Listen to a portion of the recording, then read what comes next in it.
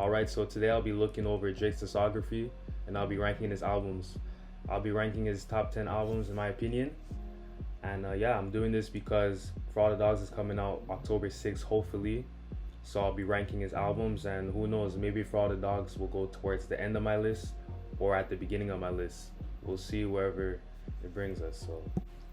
So I'll only be doing 10 albums by Drake. I know technically he has 14 projects in his discography, but I'm not going to include any collaboration tapes, which were What a Time to Be Alive with Future and Her Lots with 21 Savage. I'm also not going to include Dark Lane's demo tape, which were a bunch of songs that never got released or that were leaked. I'm not going to include any Lucy tapes, which he only has one. I'm not going to include Care Package. Although all those are great bodies of work, I don't consider those Drake albums. So I'll only be going over his 10 albums in the discography. So let's go. So coming in at number 10, which I think a lot of people have this at the number 10, is Honestly Nevermind. Well, how can I start with this album now?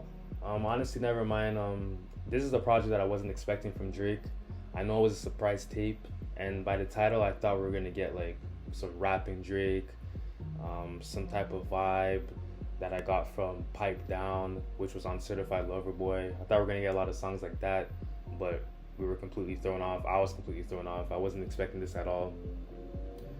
What really threw me off is that when I went on this album on Spotify, it said dance. So I never put two and two together, but I should have known what we were gonna get. But anyways, the first track 2 threw me off again.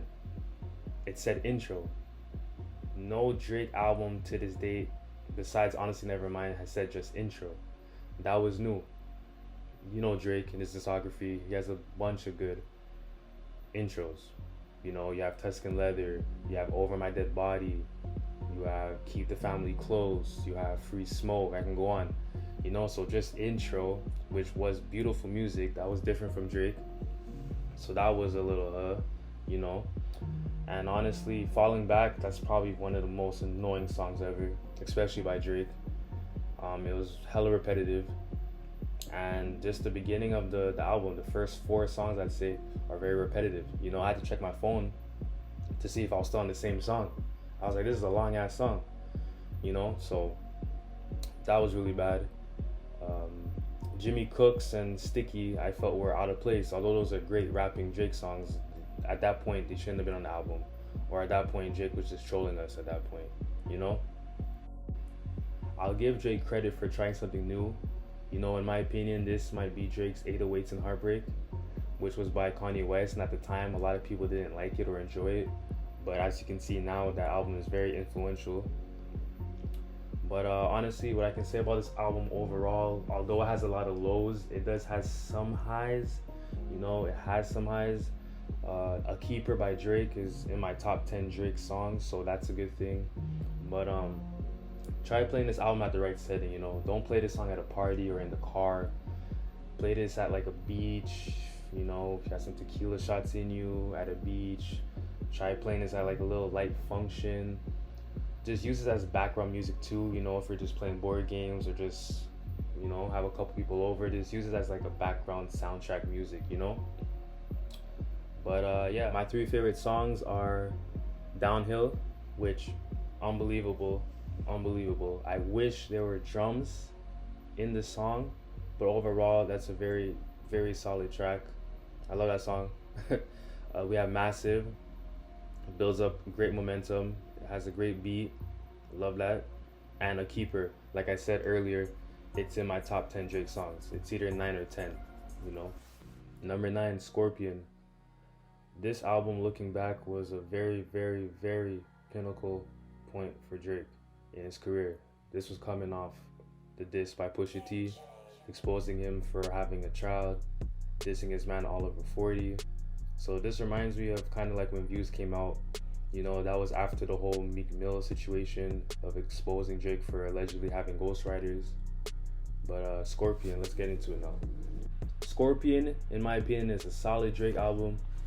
But if you look at the A-side part of the album, it's just basically a Kanye West and Pusha T diss album. It's full of subs. You got great rapping by Drake, but it's just Drake explaining himself, explaining why he hid his child from the world, It's just him addressing a bunch of stuff. And if I'm Drake and I'm looking over this album or listening to this album again, do I really want to relive that time point in my life? Maybe you do, maybe you don't. I don't know. Only Drake knows. But whenever you listen to this, it's gonna bring you back to that time, you know. And honestly, it's hard to make a double album, a great double album, I should say. I can only name two on the top of my head. You got Tupac and you got Biggie. Tupac, All Eyes on Me. Biggie, Life After Death. You can't say anything. Those are classic double albums. That's hard to do, you know.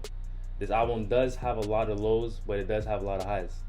Of course, it has great singles. You have God's Plan, Nice for What, In My Feelings. Although I don't like God's Plan today, you can't deny it's a hit song. I think it's Drake's biggest song, charting wise, I think. But yeah, God's Plan carried this album. It has a lot of filler tracks, but it's a good solid album, you know. If you break it down, which I did, to 13 songs, you can pick out like 13 great tracks, and then you have a really good album. I'm Upset, garbage. I hated it when it came out. I hate it today. It's a very boring song. It's terrible. And then you have Ratchet, Happy Birthday, which I tried to force myself to like, but I listened to it again like recently, and I don't know what the direction of that song was or whose idea that was, but that song is terrible. Awful. My three favorite songs off that album are Elevate, very catchy song, a nice vibey track, 8 out of 10. Drake was rapping his ass off, he was in his bag. And After Dark, which is a very slept on R&B Drake song. Go listen to that. Alright, at number 8, I know this might be controversial, but I got So Far Gone. Don't Kill Me. In my opinion, this album is overrated. You know, it's Drake. Of course, every album's gonna get overhyped, but this album, I know it's his first official project, but I find this album just overrated.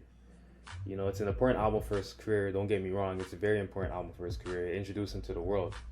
You know, you have a classic song like Best I Ever Had, which is his first #1 big chart-selling single. But this album does have a lot of filler and has a lot of boring songs. You know, for a first Drake project or a first artist album, you don't need 18 songs, you know? I feel like this album had a lot of his weaker production compared to his newer stuff or his later work. And this is obviously Drake not in his full form yet. You know, although he has some great singy songs on this album and he has great rapping, you can tell that he still needed some things to work on, which he eventually did. And this album, it's his first album, so of course it's a classic. It's a classic, obviously, but I don't really rate it that high in my opinion. This is on the lower side of my Drake albums that I like. My three favorite songs are Brand New. It's a very slept on R&B Drake song. Sooner Than Later. It's one of my favorite R&B Drake songs ever. And you have Ignorant Shit with Lil Wayne. I think that's their best collaboration, is Ignorant Shit. No doubt about it. Number 7, Certified Lover Boy. This has nothing to do with the music, but this album cover is terrible. I don't know what they were thinking with this album cover. It has nothing to do with this album. It's terrible. It's not creative. It's pointless. But yeah, this album cover is terrible. And a lot of these songs on the album sound outdated. Go listen to You Only Live Twice. It's a good beat and good song, but it just sounds outdated or it's not mixed well. Rick Ross, Lil Wayne, Drake, they did their thing. They're rapping their ass off, but that beat, it's not hitting. It's just mixed weird. It sounds outdated. A lot of these songs sound outdated. It just sounds like a bunch of songs that were just put on the tape, which is crazy because this is coming off the pandemic, so you would think you had time to make new material, but it's just a bunch of old songs on the tape. There are a lot of bad songs, but for the most part, there are a lot of good songs, even though I feel like some of them are outdated. My three favorite songs are Pipe Down, 7 a.m. on Bridal Path, and No Friends in the Industry. And what I can say about this album is that today I find it did age very well. It aged very well. Alright, so number 6. This is when we get to the albums that I play mostly, going from 6 to 1, and 6 and 5 can change depending on the day. They go back and forth. But at number 6, I have More Life. This is a great album, in my opinion. I learned to love it over time even more. I love the direction of the album. At first, I didn't like the UK part, but as I got older and as years went by, I started to appreciate it more. I don't know why. I also feel like the track Blem should have been bigger. I don't know why it wasn't. Get It Together, which is a track that I love a lot. I feel like it would have exploded if Rihanna was on that song. If Rihanna was on that song, it would have been a top 10 song for sure. Jorja Smith and Drake, they did their thing. They played off each other very well. So I guess it doesn't matter, but I feel like if Ree was on that song would have exploded. It would have been a huge single. The run from Passion Fruit to Blem, honestly, is just great. Go listen to the album again. I feel like that's Drake's most slept on album. And my favorite songs from that album are Teenage Fever, Get It Together, and Free Smoke, which is a great, great intro. Number 5, Thank Me Later. This album is probably Drake's most slept on album too, just like More Life. That's why I say, like, depending on the day and the mood, they go back and forth. But this one has the edge over More Life because of just nostalgia purposes, of course, because of the huge singles that came from that album, which were Find Your Love, Over, Miss Me. You know, this is crazy. This is an unbelievable slept on album by Drake. This album is very slept on. It does start off very slow. I find the album at first, and Drake also deals a lot with his fame. He talks about dealing with fame and success, which could be annoying at times, but I do appreciate it. And I also feel like the mix on this album just sounds a bit off compared to his later work. But Over, Miss Me, come on, it just brings you back to that time period. Like, we all know where we were during that time period. Like, unbelievable singles and just unbelievable time to be alive. My 3 favorite songs from that album are Light Up with Jay-Z, which is my favorite collab by them. Over Pound Cake, yes, I said it. Unforgettable with Young Jeezy. And of course, my number 1 favorite song, I don't know, it doesn't matter. Like, I love that song, Show Me a Good Time. Crazy, crazy slept on record. Number 4. This is for sure Drake's most controversial project. Number 4, I got Views. This is peak Drake, in my opinion. This is peak Drake. This is when Drake was just number 1, undoubtedly. Like, even now he's number 1, but I find that Drake in 2016 was just unstoppable. This was a very pinnacle time point in his life too, because this is coming off the Meek Mill ghostwriting rumors. So this was big, just like how Scorpion was. It was coming off Pusha T, this and Drake also. I find this album gives you a winter feel at the beginning of the project, and towards the end it gives you a summer feel. So I appreciate that a lot. I feel like this album just has a mood for whatever vibe you're in, just like More Life. I just feel like More Life maybe was done better, but if I had to put them against each other, I still go with Views because of just that time period. My 3 favorite songs from Views are Weston Road Flows. I like when Drake just, talks about his life, goes to his little storytelling bag. That's my favorite Drake. I got Views, and I got Fire and Desire. Alright, now we're getting to top tier Drake. Number 3, if you're reading this, it's Too Late. Man, I remember where I was when this came out, man. This is when I first started watching the Raptors, and Lou Williams, he was going crazy. So of course I appreciated the song 6 Man. Me and my brother, we played that song literally every day. On our way to school, on our way back from school. 6 God, we played that song while playing GTA, of course. Like, amazing times. Jungle, in my opinion, is the top 2 Drake song, if not number 1. I feel like the competition to that is maybe Marvin's Room and 6 God. Like, just to say it again, man, that beat is just crazy. But anyways, I'm just gonna be biased over that song. That's probably my top 5 Drake songs. I don't care. Slept on record. 6 p.m. in New York. That's my favorite rapping Drake song. Drake just went crazy. And just overall, just great production on this album. It gives me it just gives a dark, moody type of vibe, which is just amazing. Like, that album is just amazing. I can play it anytime, any place, anywhere, and I'll appreciate it even more, than when it first came out. It's an amazing project. It's number 3, could be number 2, but I have it at number 3. My favorite songs from that album are 6 p.m. in New York, of course, You and the Six, and Now and Forever. Okay, we're at number 2, and of course, by me naming number 2, you'll know what number 1 is, but at number 2, I got Take Care. Yeah, I got Take Care. This is the best R&B Drake. We haven't gotten this type of R&B Drake since Take Care. Of course, we had little, flashes of this. type of R&B Drake, but this is Drake in his R&B bag. You know, this album is full of classics, great features. All the features on this album did their thing. You know, Rihanna, Lil Wayne, great features. The Weeknd, I can't forget about The Weeknd. He was behind a lot of these great songs too. This is the great Drake album. It could be number one, but I have it at number two. I feel like 2 and number 1, we all know what number 1 is, but I'm just going to say 2 and number 1. They go back and forth. You know, this is a great album. Great album. Full of classics. Classics. Great singles. Headlines. Come on, headlines. Hell yeah, fucking right. The Motto. You have Cruel Love, Sleeper. Like, come on. It's not a sleeper, but that could have been a hit song too. You know, it was a hit song, you know, The Streets. But like, come on, just too much bangers on that album, man. So I got it at number 2.